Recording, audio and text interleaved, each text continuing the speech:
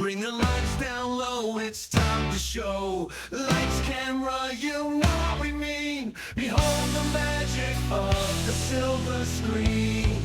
Some movies rock, some movies shock, they're powerful, alright. We cover them all on your favorite part. So many movies we can choose, even when you win, you lose. Life moves pretty fast, some will fizzle and some movies last.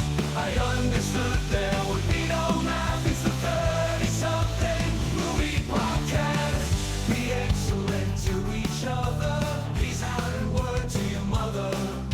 They're from the best decades, movie magic that never fades.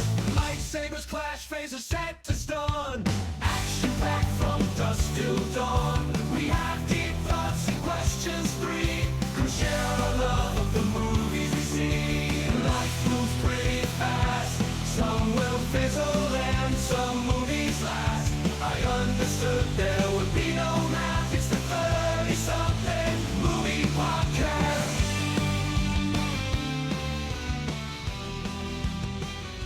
Gentlemen, it is time for another 10th anniversary rewatch episode. This time around, we are talking Lethal Weapon 3. So, Pat, Bo, if you guys can step into my orifice, we'll start talking about this one. I see what you're doing. Strange man there, John. I'm just quoting the movie. Yeah, just quoting the movie. I'm only talking about Shaft, John Shaft. Shut your mouth. and we can dig it. When does that movie come out? The Sam Jackson Shaft, Yeah. that I think was that 2000? Okay, so we got some time. I think we got 5 more years. Okay. Yeah, if I remember right, I think it was 2000. Okay. I enjoyed that one. I did. I enjoyed that. I mean, I enjoyed the original Shaft too, but I enjoyed the Sam did. Jackson one. Mm-hmm. But we're not here to talk Shaft, even though he is a bad mother. Watch your mouth. Thank you.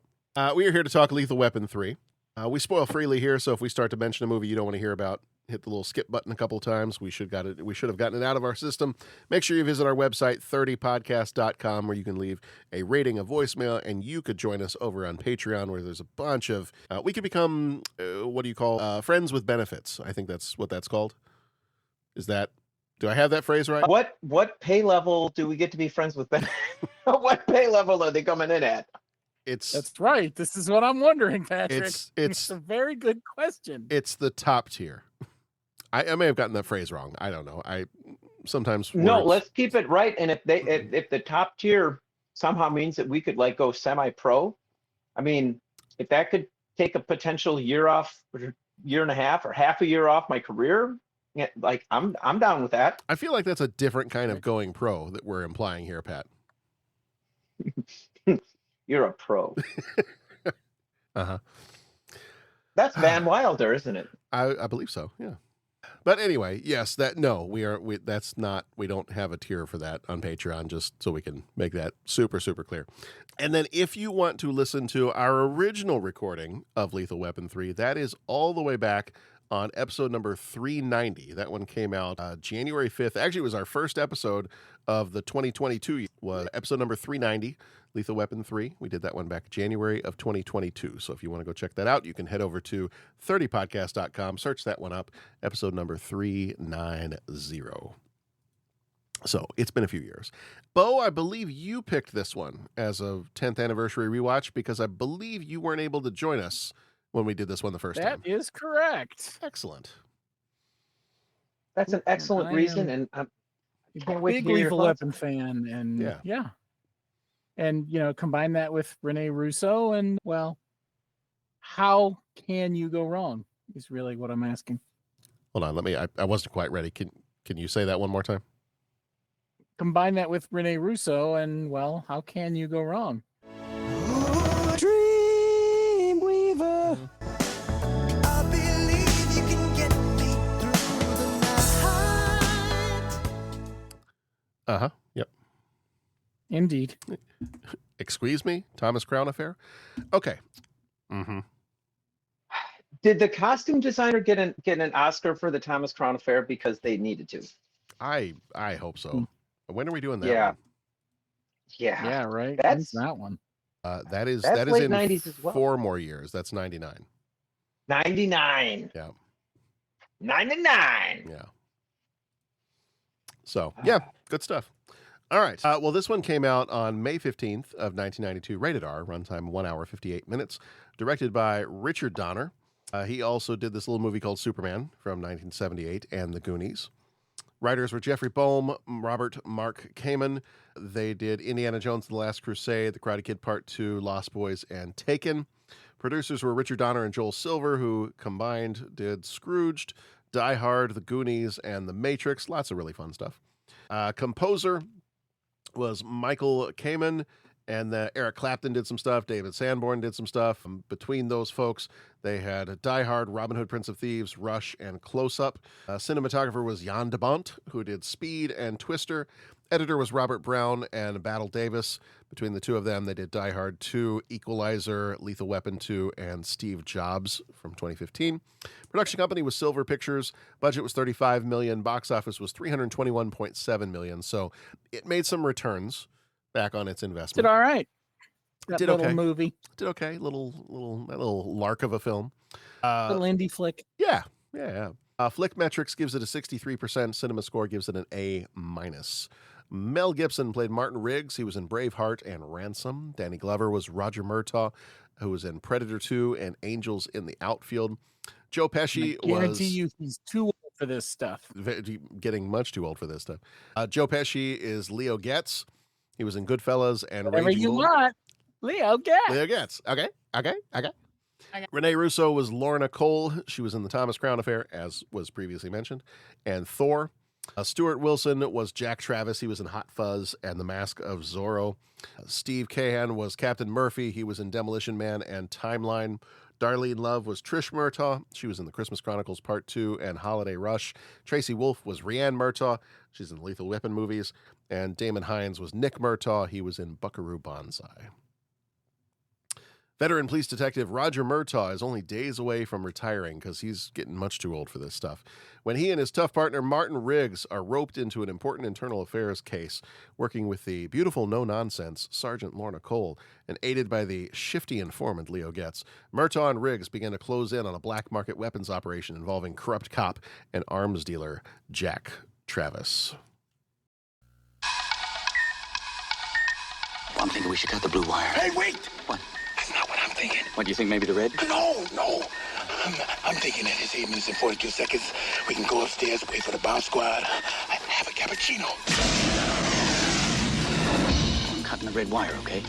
Help! Oh! What? A minute ago you said blue. Nearly a catastrophe, huh? I'm cutting the wire. Snip. See? All done. Rog. Yeah. Grab the cat. Grab the cat.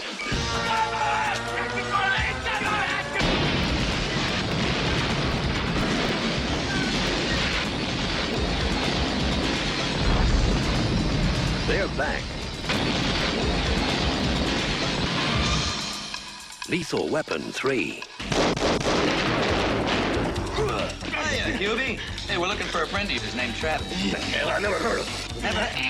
Wrong answer. Wait, I'll leave my car here and I'll come with you. No, you're not coming with us. Yes, I am. All right, I'll take my car then. No, you're yes, not. I am.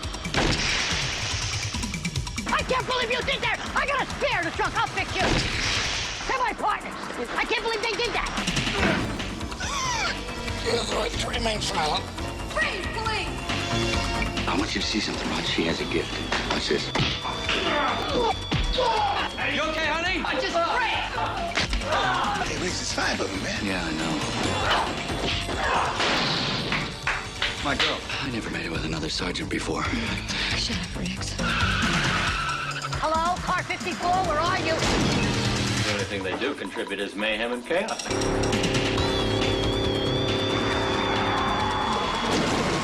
No, I'm chaos and he's mayhem.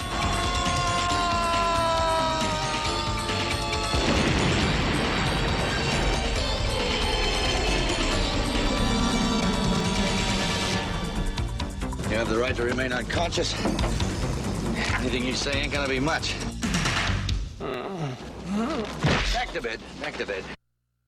All right, major moments for this one. Break down into 10 major moments for you. Just a week before Murtaugh's retirement, he and Riggs botch a bomb defusal in a high-rise. Grab the cat. Grab the cat. Blowing the place sky high. Was it the blue wire or the red wire? I think by the end of it, it was both, wasn't it? Sure. I said I was going to cut the blue one. I did. Did I say blue? Did I say blue? I think I said blue. I might have said red. I don't know. In this charged political climate, does it really matter? Wow. Yeah. Okay. So well, here we are. Here we are. They blow the place sky high. Speaking of charged political climate, they blow the whole place sky high and get themselves demoted to beat cop duty. While patrolling the streets in uniform, they stumble upon an armored car heist. This is the thing about this movie, is everything that happens is something they stumble upon, which I think is hilarious. Mm-hmm. Like, yes, it feels like everything that moves the plot forward is just because they happen to be in the right place at the right time. So apparently, or the wrong place at the wrong time, or the wrong depending on place. how you look at it. Correct, or the wrong place at the wrong time. So their city, so very small that they could just be in the wrong or right places at the wrong or right time. Every time. Every time. Works 60% of the time, every time. Every time. With some unexpected help from tough-talking driver Dolores, the road warrior, they stop one thief, but the other escapes, setting up the larger story here. The captured thief is linked to Jack Travis, a former LAPD lieutenant gone rogue, now selling high-powered weapons with armor-piercing cop-killer rounds. Riggs and Murtaugh are reinstated and team up with the Internal Affairs Lorna Cole. Travis murders both the escaped thief and the captured one right inside the precinct using his old badge to get in. Luckily, new security cameras catch him in the act, and Cole confirms his identity. Leo Getz shows up to help sell Murtaugh's house, but instead identifies Travis from some shady past dealings. Their chase leads to a hockey game shootout where Travis escapes and Leo gets a bullet. While waiting to raid a warehouse, Riggs and Murtaugh stumble upon a drug deal, again, stumbling. Murtaugh shoots a kid who fires at them only to realize it's Daryl, his son's close friend. He is devastated.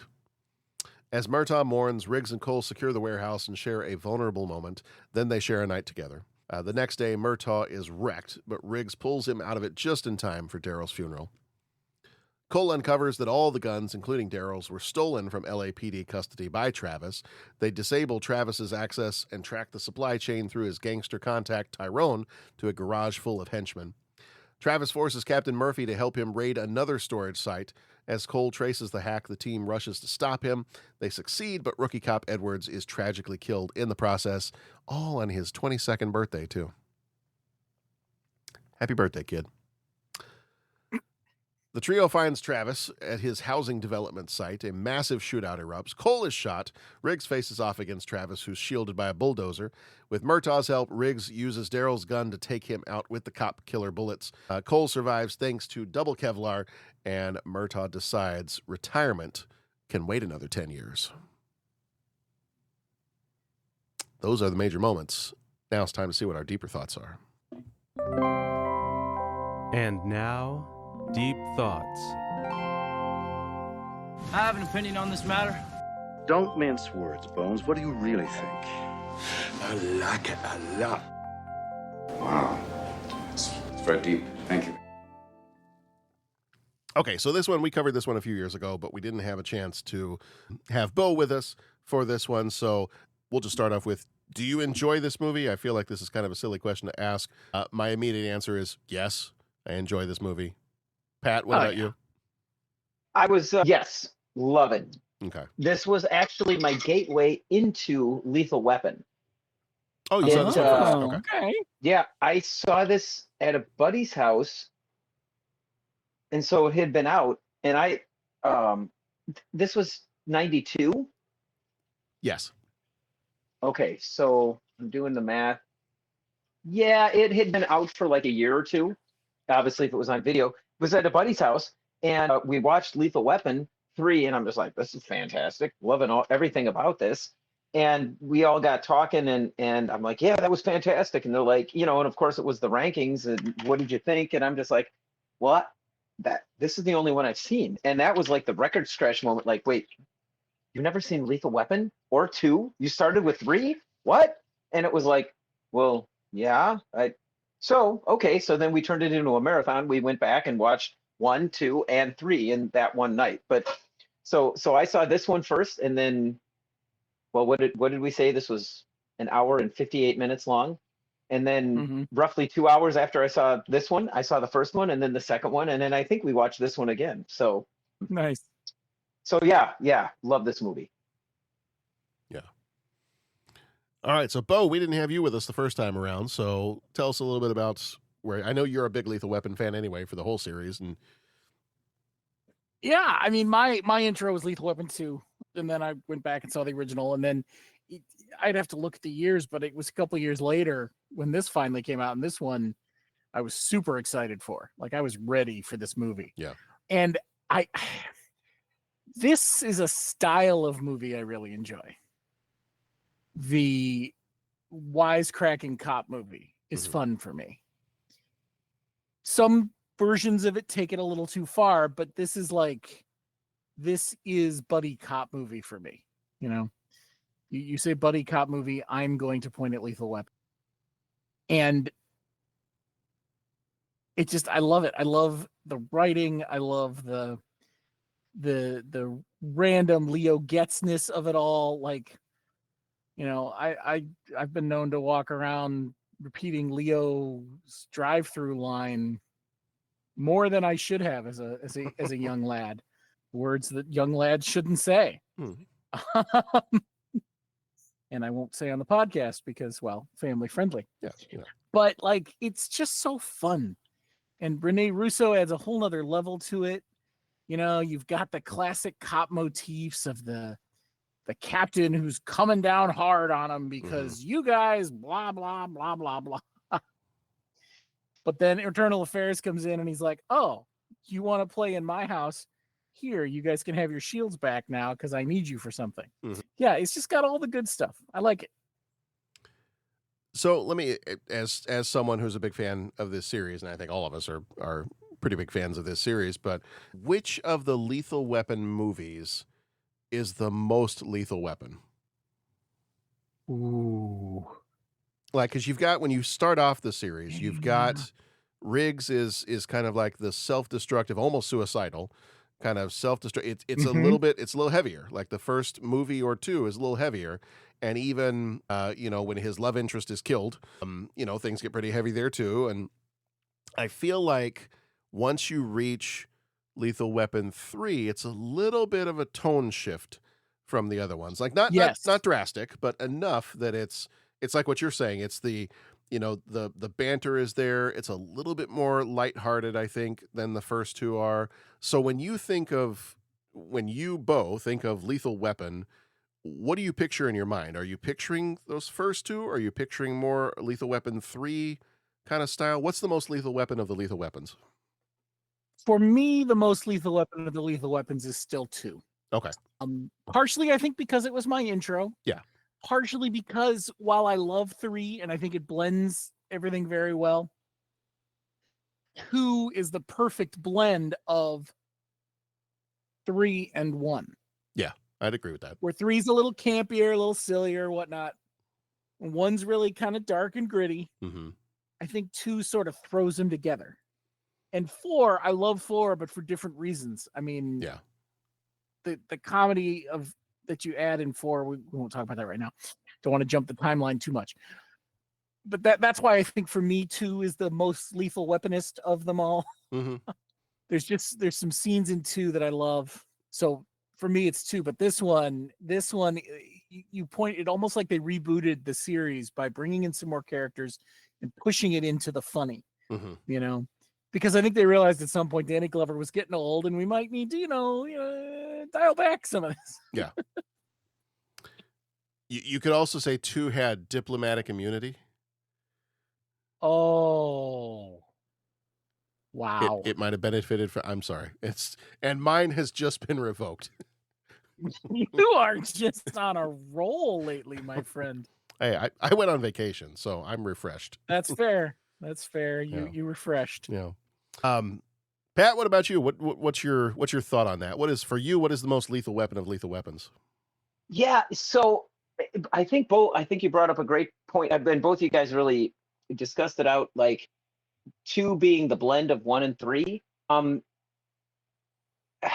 I don't want this to be a hard rejection of your question, but I am going to just give a soft rejection of the question, because I really think that this might be one of the most solid franchises out there, right?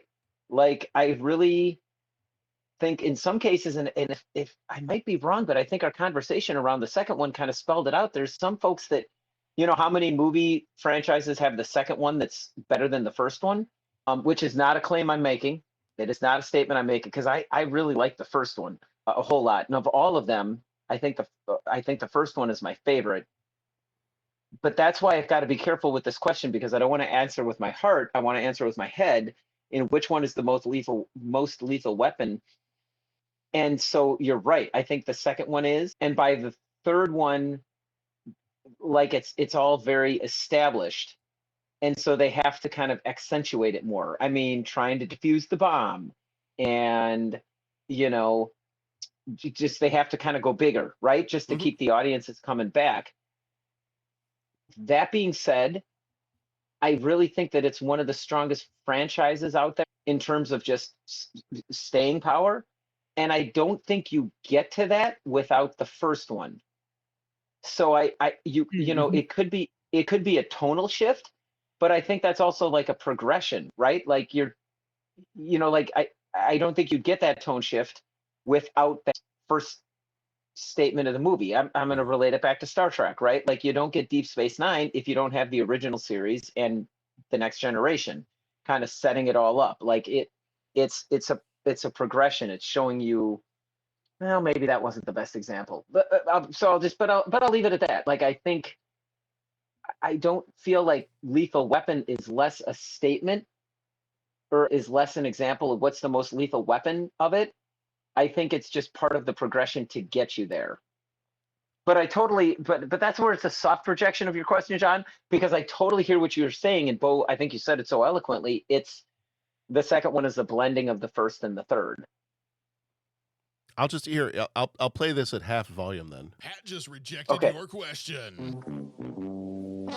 There, it's a soft rejection. It's a soft rejection. Yeah, a soft rejection. Okay. Well, part of it too, it makes me think that it's a little bit of a progression of, you start with the first, maybe you're like growing up with Lethal Weapon, and you start with the first one, and it's kind of it's the 80s action movie.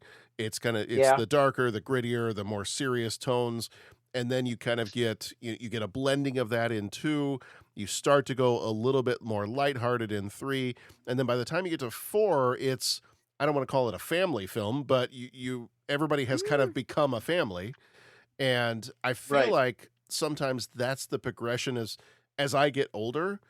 Those are the type of things that I maybe start to look for in some of my favorite movies or characters. Like, recently, I'll tie this back to something that I know and love in any iteration is Superman. So when I think of Superman, I think of the Superman movies that I enjoy and the TV series that I enjoy. I look at it now, and now that I'm older and I have my own children, my favorite Superman in recent memory has been the Superman and Lois TV show, which is all about family. And it's kind of an ensemble cast of people. It's more of like Superman is like a dad, and he's got, teenage kids. And so I kind of almost look at the progression of the Lethal Weapon movies as kind of the same thing. Is that if you watched the first one when it came out, if you were old enough to see the first one when it came out, as you're starting to age, the Lethal Weapon movies are aging with you. And not aging in a bad way, but progressing in such a way so that you as the audience, as your life stage possibly changes, the movies are changing with you in a good way.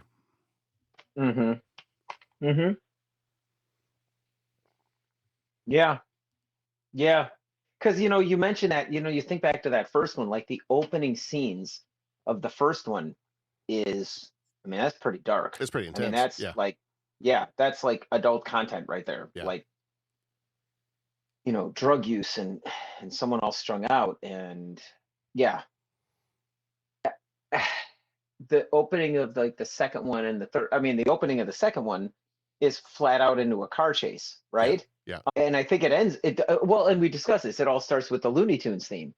This one, it's funny because, Bo, the way you said it, I think was, and I didn't get a chance to experience it this way, but like the way this one starts with that like kind of chill, kind of is it a bluesy thing? There's kind of a groove thing going on while the 3 lights up on fire.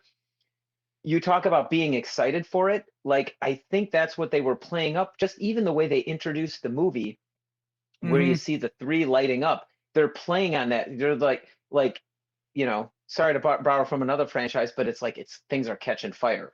You're not getting the car flying through, but like, okay, well, and then this is maybe the answer to your question. You know what to expect from Lethal Weapon now, and they're giving it to you, and like they come on the scene, and then you get a little bit of zany, right? With the whole like, what are we going to do with the cat? What are we doing? Grab the cat, and yeah, grab the cat. And the way Mel Gibson played that, it's just so, yeah, exactly. He's like, grab the cat. Yeah, he puts his hand over his mouth, the whole thing, and then all of a sudden, okay, you're into this epically big explosion, right?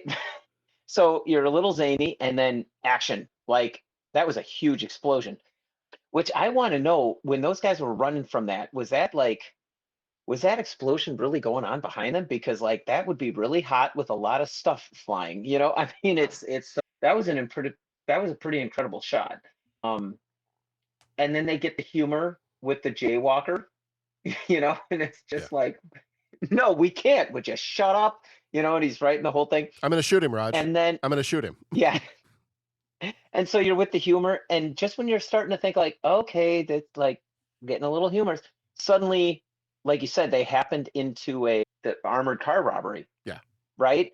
And now you're right back into like this ridiculous chase scene where, and by ridiculous, I mean ridiculous good, not like ridiculous, like didn't enjoy it. But, there's the fist fight going on in the back of the thing, and while they're racing, and Raj is with the gal that's singing the tunes and flirting with him. And, she likes her, Mr. Murtaugh, doesn't she? Yeah. And I mean, the David Sanborn saxophone, which, did he play saxophone in the first 2? Or was this, I don't remember him in the first 2. I don't know who the saxophone played. I could be way off with that. But then it was, Eric Clapton, you get bum, bum, bum, bum, bum, bum, bum, bum, you get that kind of thing. You get that great chase scene, whatever that is, so, and suddenly you're right into, high speed chase. Just, it's awesome. And the movie seems to kind of follow that. It's almost like in running with an interval workout where you got your interval training, right? Where you got your intensity, you're sprinting, and then you got the recovery with the humor. You're sprinting again, yeah, and then the recovery with the humor. And the movie just keeps that pace throughout. So you have the right to remain unconscious. Yeah. Was that Cary Elwes? I don't think so. Okay, that he actor? Was like, the bad guy. Yeah. He totally makes me like, for a second I'm like, is that Cary? Well, I just asked you guys, so obviously I was like, man, is that Cary Elwes? Like, that's kind of a bit part in action movie. Yeah. No, I think it maybe just looked like him. Okay. I mean, not to say that Cary Elwes doesn't show up in weird places every once in a while, but I don't recall him in this one. Yeah. Okay, good. Okay, so I was just imagining things. No. Or we were. I mean, well, yeah, we'll have to look that up and see what's up with that. So I've got a question. Unless, John, are you on a tack? Do you have some other questions that you're going to be asking, or? No, you go for it. So here's my question. We talked about a little bit of the zany, and I feel like this one, it did have a pretty dark thing with the shooting of a kid, be it a gang member. And this came out about, was it the same year as Boys in the Hood? close? The year after. Boys in the Hood was 91. Okay. Because I feel like, you know how they say with sequels, you got to change some things, but not the key things. And that's where going back to like the staying power and just the solidness of the franchise.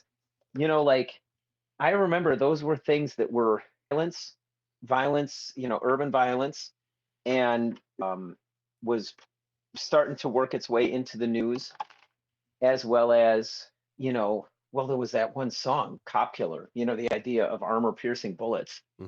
And that, you know, and this movie kind of, in an action movie way, brings those things into its story, right? Yeah. And I feel like you get kind of the duality of that.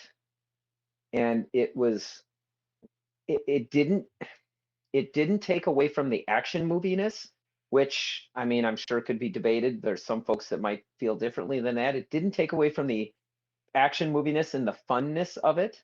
But in the same token, you're, you know, you see that he's going to the funeral, you know, they're mad at him, but he was shooting, you know, it was the gang shooting going on. You know, it wasn't something that he was looking for. And I think they,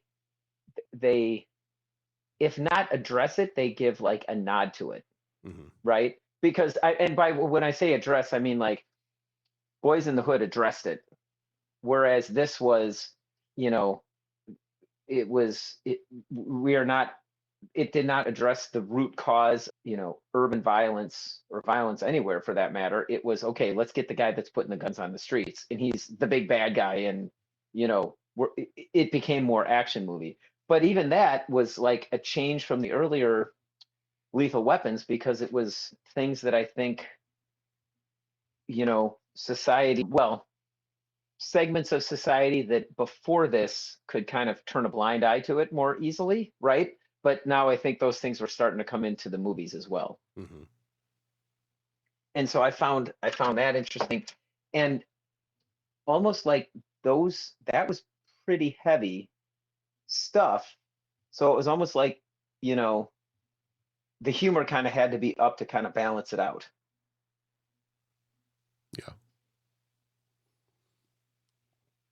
Yeah, part of me was trying to remember. I had to go back and look to make sure that the writer of this was not, I think it was Jeffrey Boehm was the guy's name, was not in some way involved with the original Die Hard. Because, you know, we've, at different times, I believe one of the trivia things about Die Hard with a Vengeance was that it was originally a script for a Lethal Weapon movie.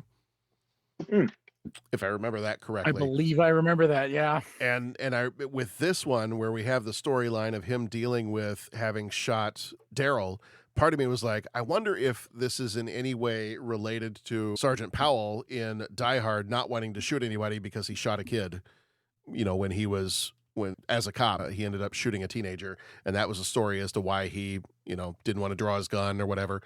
So it made me go back and look. It's not the same writer, but I was like, okay, I'm seeing a couple of connections here between the Die Hard and the Lethal Weapon series.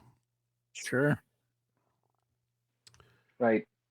One of my other questions about kind of this movie and these movies is, well, actually, before I do that, I did want to mention real quick the explosion. You mentioned the explosion at the beginning. One of the little trivia pieces, one of the things that this movie did to kind of help out some locations that needed to be demolished or taken care of.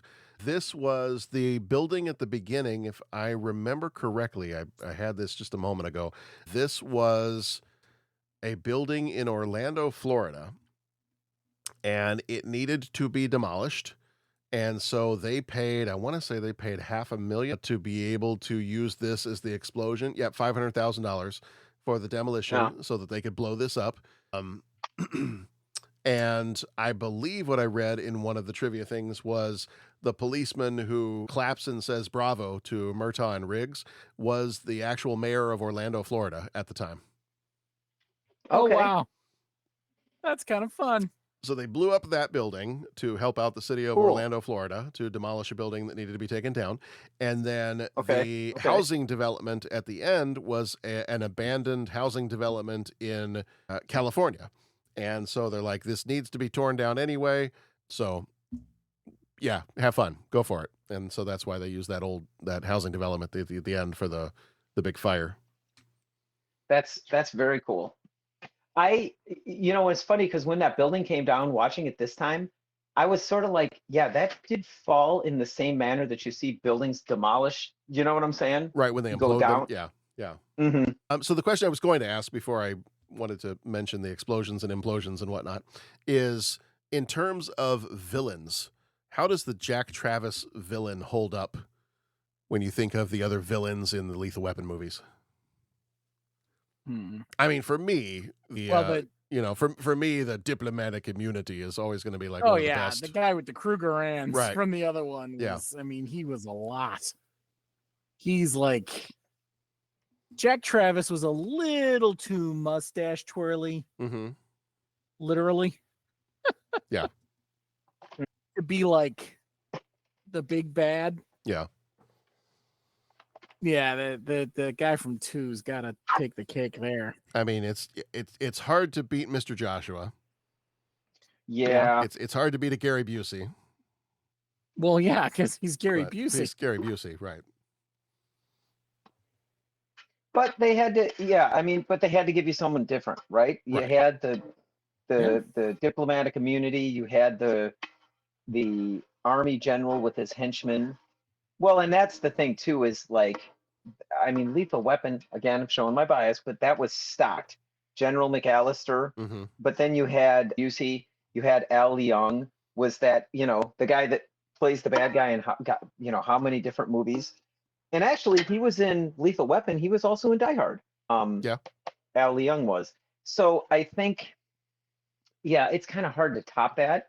And so, I mean, if we're like, how does he rate up? He was good. He was a bad guy. But I think that was something that, it maybe,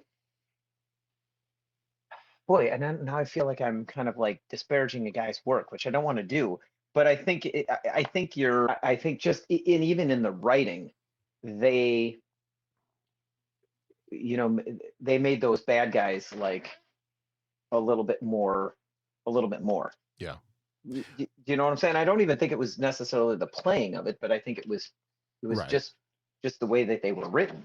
Well, I think for me, of the 4 movies, he's probably the weakest of the 4 villains, but that's not saying much because your other 3 are Gary Busey, the Joss Ackland in Lethal Weapon 2, and Jet Li in Lethal Weapon 4. So, you know, when kind of faced with the other 3 villains of the other 3 movies, when I say that the Jack Travis character, to me, is probably the weakest of the Lethal Weapon villains, it's just because the other 3 are so good.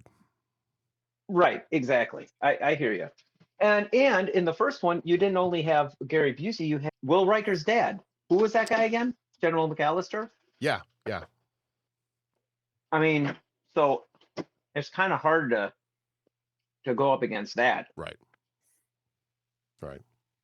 So. All right. Well, before we head into 3 questions, anything else we want to say about Lethal Weapon 3? It was fun to get to watch it again. This is probably the first time I've watched it since we covered it a few years ago. So it's fun to get to come back to it. Actually made me want to, it's because it's been a while since I've watched all the Lethal Weapon movies. So it's kind of got me wanting to go back and watch all 4 of them again. Now, Bo, you watched and enjoyed the TV series. I never watched it. Is that worth catching if I can find it somewhere? Yeah, it's fun. I mean, it unfortunately, because it was cut pretty short, they didn't really get a chance to dig too deep into some stuff. But I thought they explored the Riggs character a lot in the show. Okay. Like more of his backstory and things like that. When is it set? Spooling up for a longer run. Right after his wife dies, I think.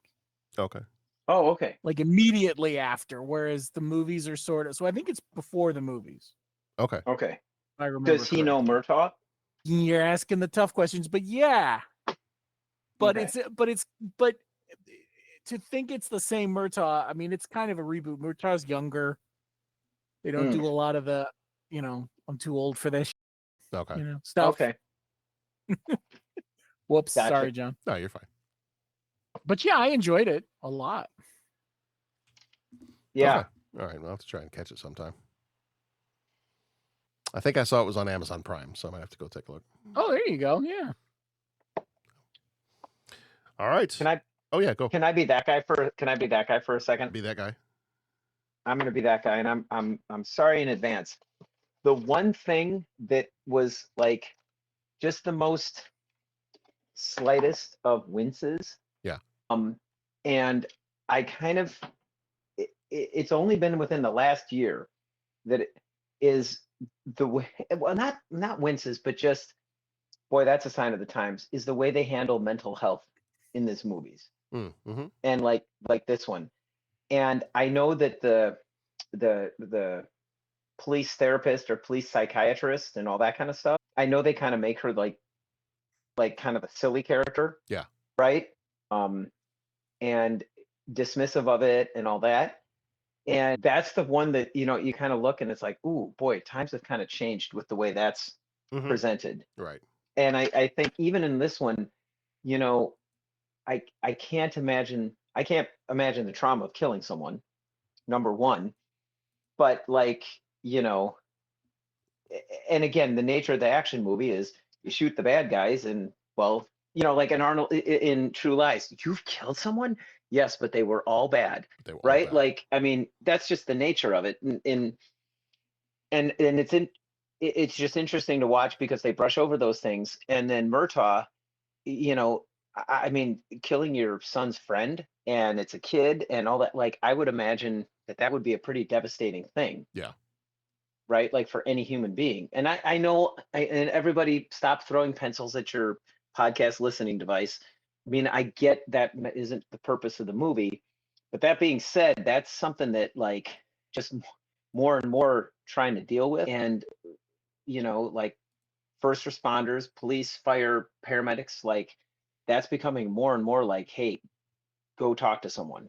And that's, and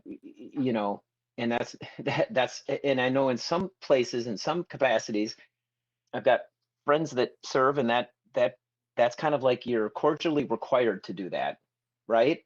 And and unfortunately, there's such a stigma with that. And I know it, like in the armed services. I just listened to this incredible interview. I think it was the Sean Ryan podcast. If I got the names right, but he's a SEAL himself, and he interviewed an Army. I think he was discharged as by the name of Tom Satterley. And it was about a 6-hour podcast. It was broken into 3 parts, but it was about a 5 or 6 hour podcast. And it talked about his service, which goes back to the early 90s and then through, at war, up until like the mid teens and, like 20 years of fighting. And it's like, yeah, there's going to be things that you got to deal with. According to him, right? Like, and according to with the podcast, they broke it down and talked about the need for all those mental health things and taking care of our soldiers and all that. Anyways, I don't want to get too much on the soapbox, but it's interesting because you hear all those things and you hear the stats of suicide rates in, armed forces personnel or first responders, and it's just like, it's hard to know those rates and then see the way that's portrayed in the movie. And again, I'm movie fans, please don't get angry, but I just think that's something that, any of these movies, just the way that's handled as like a punchline. And I get the purpose of it. I mean, my favorite show is the A-Team, and it's, Murtaugh, they're always breaking him out of the mental hospital. Right. But it's just interesting how those times have changed. And hopefully as the conversations become more prevalent and the stigma lessons, we can do things about to work to bring those suicide rates down. Yeah, is all I'm trying to say. It was, and like I said, that Sean Ryan podcast, it's a pretty heavy, a pretty incredible listen. So that was one thing with watching the movie. It's like, oh yeah, that's, the way it's portrayed is, okay, I just got drunk. We fell off the back of the boat. It wasn't your fault. Okay, well, now we're gonna go get these guys and beat them up, and I'm better then. It was almost like, what was it? Hot Shot Part 2. Spoilers. Yeah. Topper, I can kill again. You've given me a reason to live. Thanks. And I mean, it's almost like a thing like that. And again, I enjoy the movie. It's nothing against that, but just I think our outlook on mental health, and that was the most Hollywoodized of all of that. Yeah. So yeah. All right. I think it's time for a lethal dose of 3 questions. Oh, bam. There it is. Man, you are just on fire today. I'm working it. I'm working it. Or I've exploded because we cut the wrong wire. There you go. Either way. Bo, grab the cat. He asks each traveler 5 questions. 3 questions. 3 questions. It's impossible to answer. Impossible because you don't know the answer. Nobody could answer that question. I want to ask you a bunch of questions. I want to have them answered immediately. What you just said is one of the most insanely idiotic things I have ever heard. At no point in your rambling, incoherent response were you even close to anything that could be considered a rational thought. Everyone in this room is now dumber for having listened to it. I award you no points, and may God have mercy on your soul.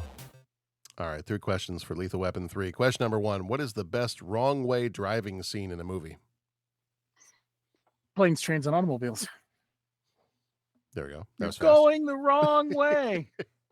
How does he know where we're going? He's drunk. He's drunk. Oh, I mean, that's very good answer. Yeah. Very good answer. Patrick, what say you? I'm going to go with Matrix Reloaded, the bike chase scene. I thought you might. With Trinity and the Keymaker. Mm-hmm. When they go down the highway, they do the donut and come back and do the oncoming head-on near misses. Mm-hmm.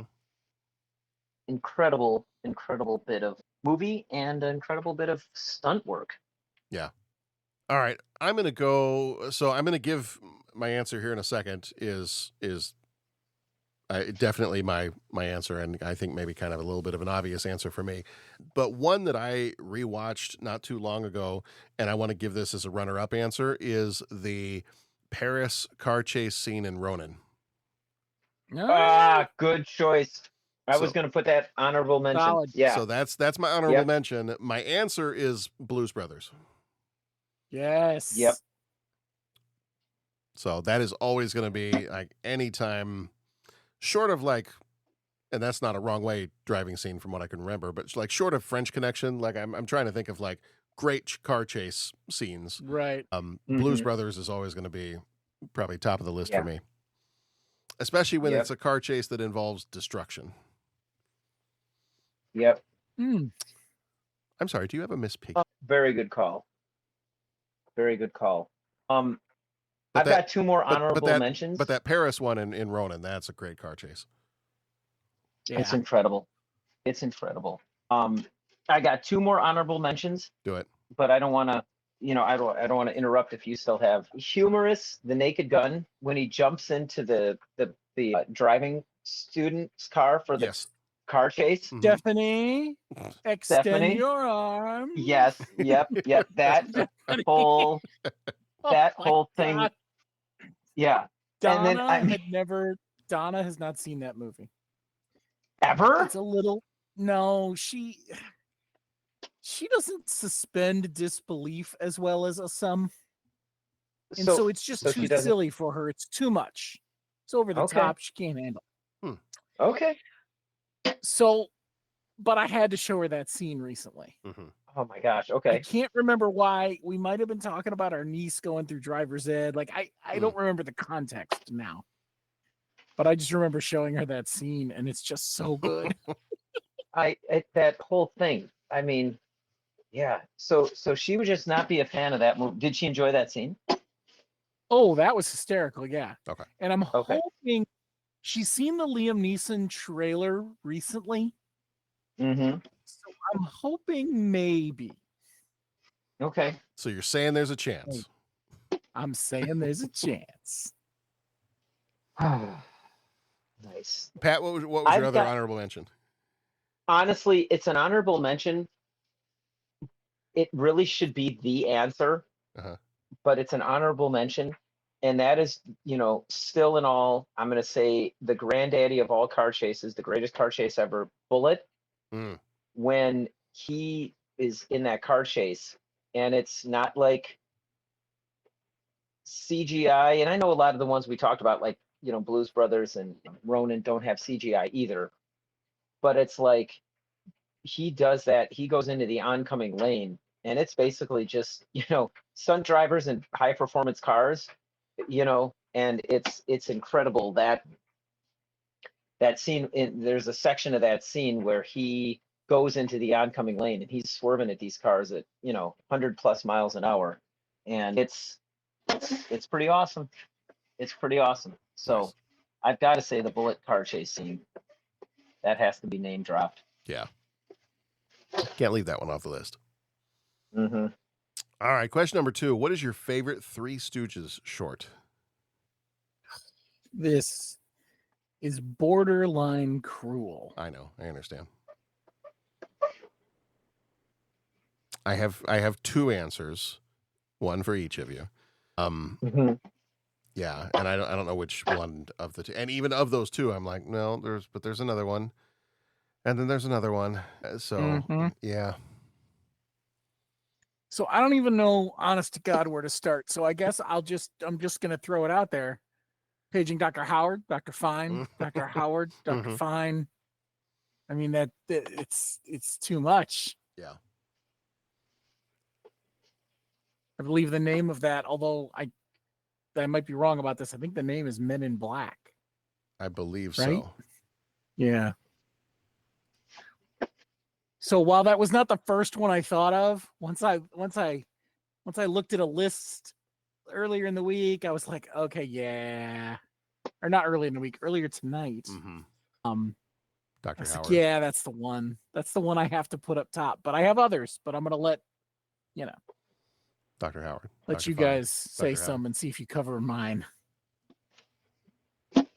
I'm going to make this real easy. You better list everything you got, because I remember watching the Three Stooges and laughing at the Three Stooges. I can't even tell you one that I even remember.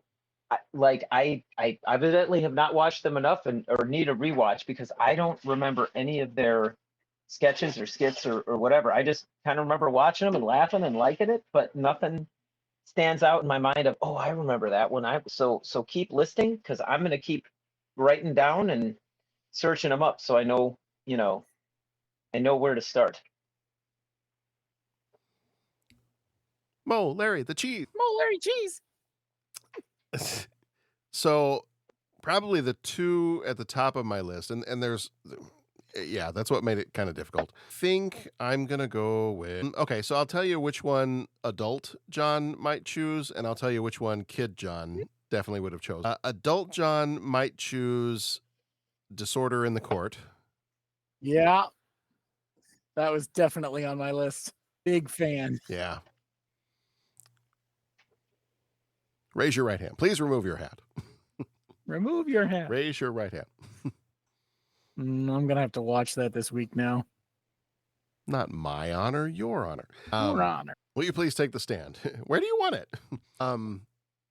And then Kid John is going to choose A Plumbing We Will Go. Yes. The one where they are trying to be plumbers, and the whole thing completely backfires to the point where there's just like this massive tsunami of water by the end of the whole thing. Yeah. And mine are always, now it's not to say I don't like Shemp, but all of my favorites are always going to be Curly.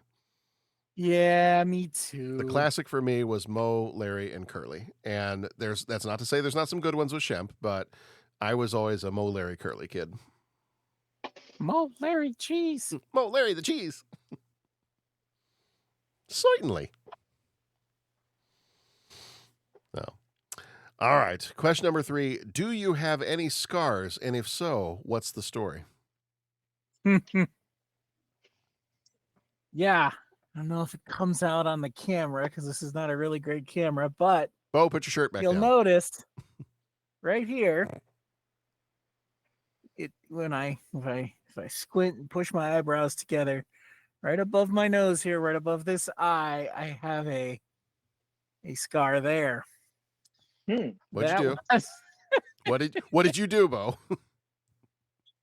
Well, you know how when you're younger and you're playing with your cousins, it's always your cousins that get you into trouble. Yeah. They always cause trouble. And we were screwing around.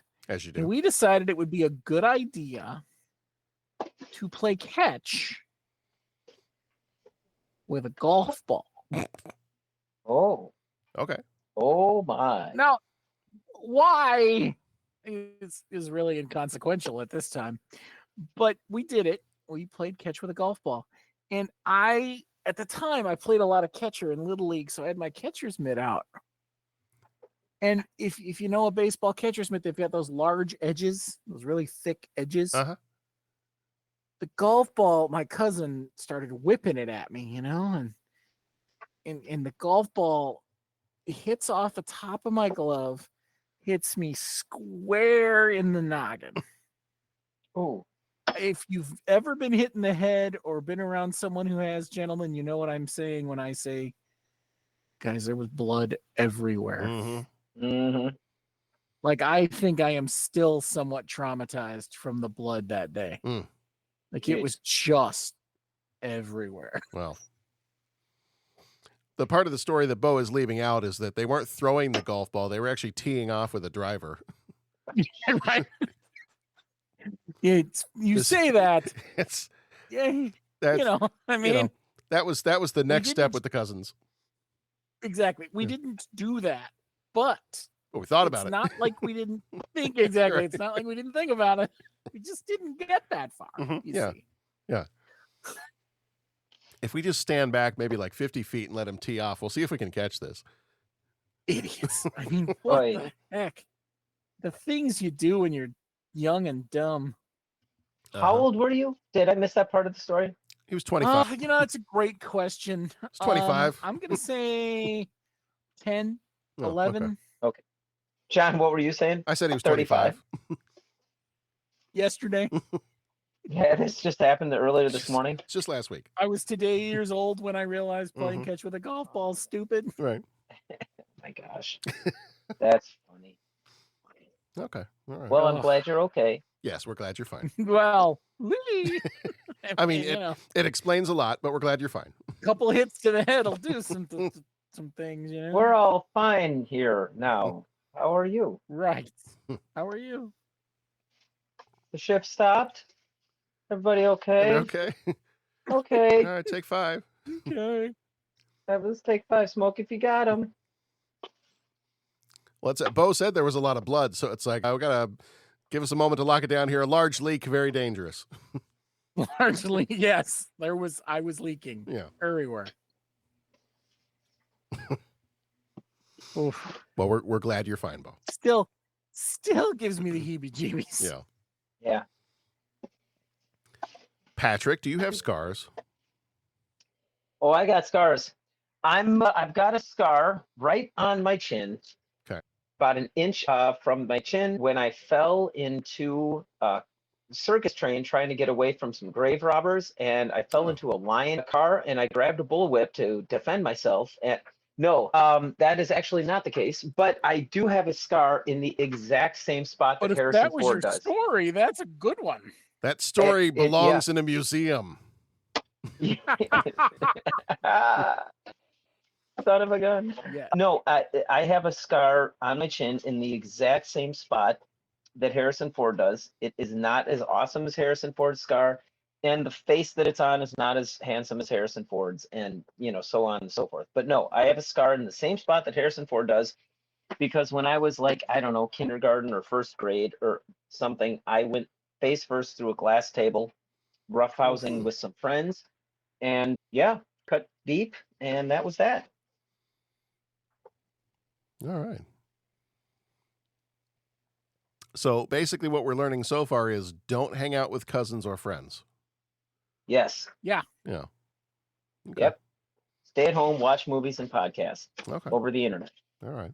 I'm going to take that one step further and say that I have a scar on my foot, on my right foot, just kind of at the very base of my big toe. And this one, not a cousin, not a friend, but an uncle. We had family that was coming over. I think I was maybe 4 years old at the time, 4 or 5. And we had family that was coming over. I believe they were headed to a wedding. And I think my uncle had just arrived, and I think that they had rung the doorbell, and I think I ran to go answer the door. And underneath our front door there was like they have like these little dust strip kind of things, especially down in the South, underneath your doors. And there was this like strip of metal underneath the door. And I guess one part of it had come a little loose under the door. And I was an excited 4 or 5-year-old, and my aunt and uncle had just arrived. And so when I went to go open the front door, I opened and pulled, and they opened and pushed at the same time, and the door went over my foot, and the metal piece that was sticking out went right over the top of my foot and sliced it nice and open, and ended up having to go get stitches and whatnot. The positive part of this story, positive for me, I guess, was my uncle felt so guilty that by the time I got out of the hospital and had the stitches and everything else and got back home, he had gone to Toys R Us and purchased the Ewok Village, the Jabba the Hutt playset, I believe some speeder bikes, and a couple of other action figures, Star Wars action figures. I had a whole new set of toys by the time I got home from the hospital. So, oh man, there you go. So I got a foot scar that stays with me to this day, but I also got a bunch of Star Wars toys. Okay, so that's what we call a win-win. We call it a win-win. Yes. Right. Sometimes when you win, you win. Right. Yeah. Yeah. It was a win-win-win because not only that, but the doctors and nurses that were having to try to put these stitches into my foot, they got an additional education that day on how many people it takes to hold down a 4-year-old. Oh, jeez. Oh, so were you a thrasher? I was a bit of a thrasher. I was not excited to be there. Well, I believe that. So the story as my parents told it was that it took many multiples of people to hold me down so that they could put the stitches in my foot. Oh, geez. Wow. Well, and that's just the worst. Your poor uncle, well, you getting injured, but your uncle and aunt showing up and everyone's all excited and it's just great. Right. And that's all it takes. It's just one moment of excitement, and then suddenly, oh my God, there's blood everywhere. And like, oh no. Yeah. So that's my scar story. Good story. All right. That's going to do it for Lethal Weapon 3. It was fun to go back on this one and take a look at it a few years later. Bo, I was glad you were able to be with us for this one this time. Yeah. Me too. The irony would have been if I had missed this. I know. Exactly. So July is our vengeance month, and so far this month, our Patreon episodes, if you're joining us over there, is the full-length one is Superman, the new Superman movie this year. Our Patreon short is Fantastic Four First Steps, also new this year. And then so far this month, we have had 7. We have had The Usual Suspects. We have had The Quick and the Dead. This time around was Lethal Weapon 3 from 1992, our 10th anniversary rewatch. And then we've got coming up next is Desperado, and then Die Hard with a Vengeance is how we are finishing off the month. So lots of really, really good stuff. Hope you're joining us for the rest of those. Everybody, thank you so much. Thank you, Pat. And thank you, Bo. Thank you, John. Thank you, John. Everybody, be excellent to each other. Go watch some good movies, and we'll see you back here next time. Bring the lights down low, it's time to show. Lights, camera, you know what we mean. Behold the magic of the silver screen. Some movies rock.